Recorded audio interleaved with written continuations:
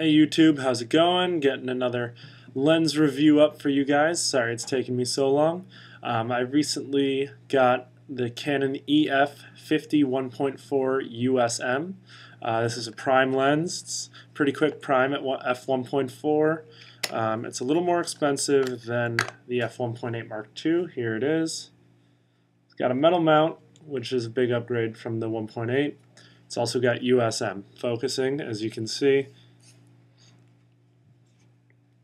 So we'll go over weight, we'll go over build, and we'll go over how it functions in the real world. So first off, we'll go over the build of this lens. Unfortunately, I don't have my 1.8 Mark II from Canon with me. That's back at home.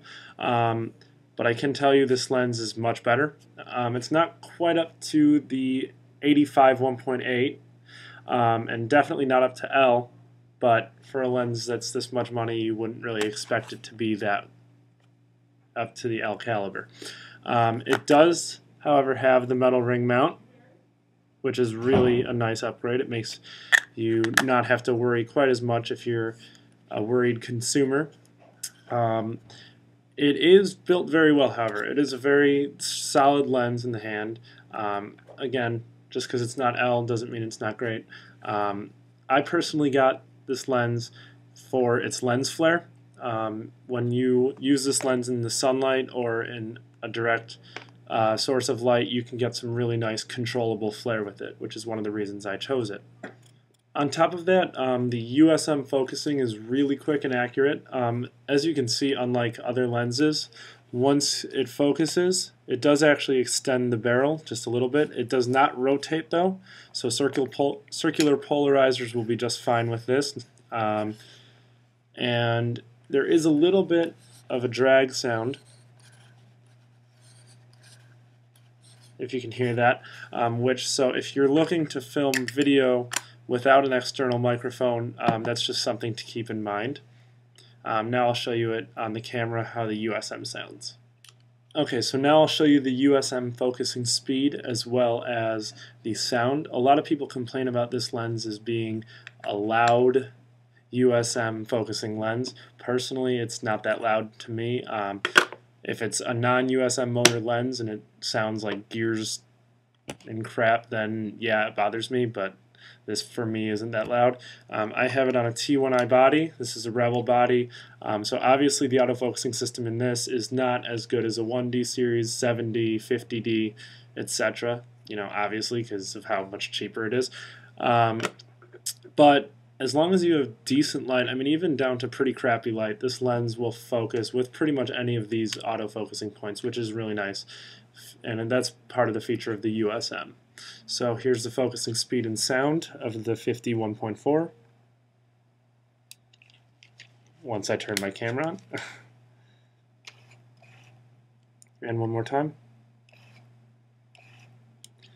So as you can see, not very loud, but just to compare, I'll show you with my 15 to 85 EFS lens, which is a newer version of the USM. Same camera body.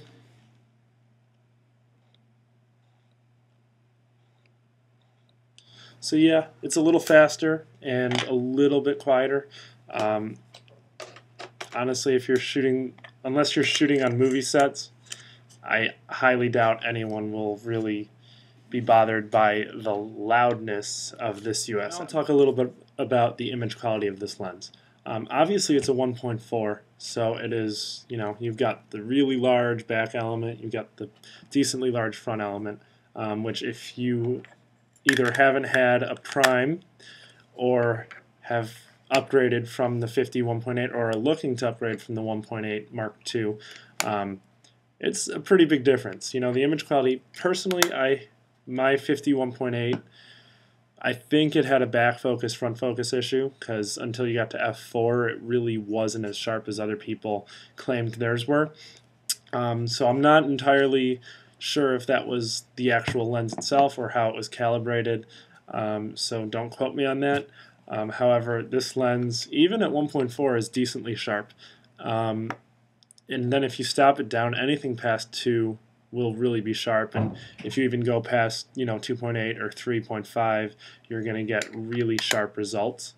And again, it rarely misses focus. So yeah, it's really sharp, colors are good, and as I said, one of the main reasons for me buying this particular lens over the Sigma Lux, which is the Sigma 50 1.4, besides the price difference, I really like to use lens flare. It just gives a warmth to the photos that I'm a fan of it, and this lens gets quite a bit of lens flare, which again, if you don't want it, that's something to look at. You might want to look at the Sigma, but if it is something that you do like, definitely take a look at this lens because it is very controllable, very usable, and if you don't like it, you can always buy a lens hood.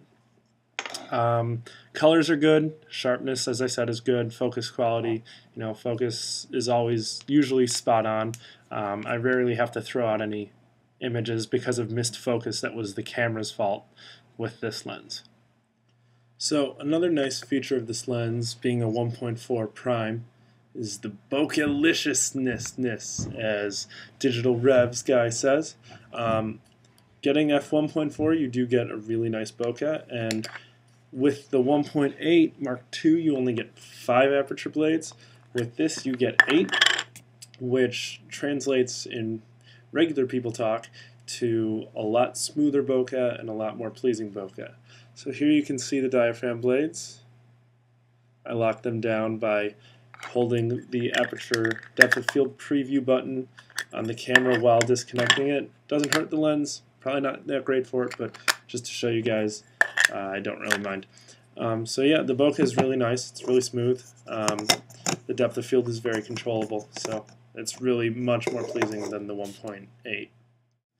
So now here's some example shots from this lens.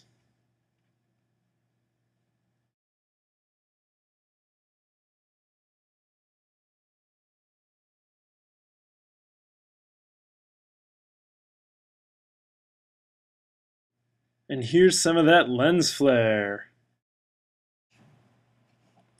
So to recap, if you are looking at buying your first prime, and you are between the 50 1.4 or the 50 1.8 Mark II, these, especially on a crop or full frame body, these are really a good lens to look at. On a crop, it'll be more of a portrait lens. It'll give you more of the apparent focal length will be 80 millimeters as opposed to 50, which is still very usable.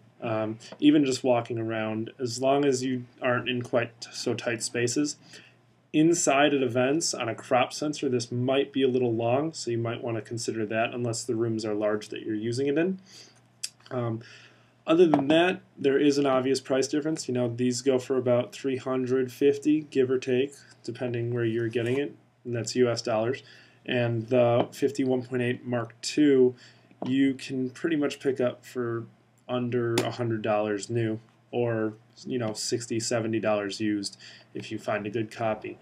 There are obvious benefits to this lens. Being that it costs 3 times as much, the build quality is much better, and as I said earlier, the focusing is much better, much quicker.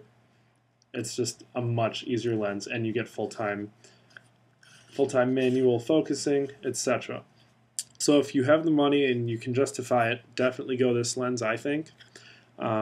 If you're just starting out, you don't know quite how much you'll like primes, the 50 1.8 is a great option, and it'll be good as a beginner lens to find out if you like it. I personally did that one first just to see if it was my cup of tea, and when I figured that I liked it a lot, then I decided to upgrade to this. So don't worry which one you get. If you can afford it, I'd definitely go with this one first though. Thanks.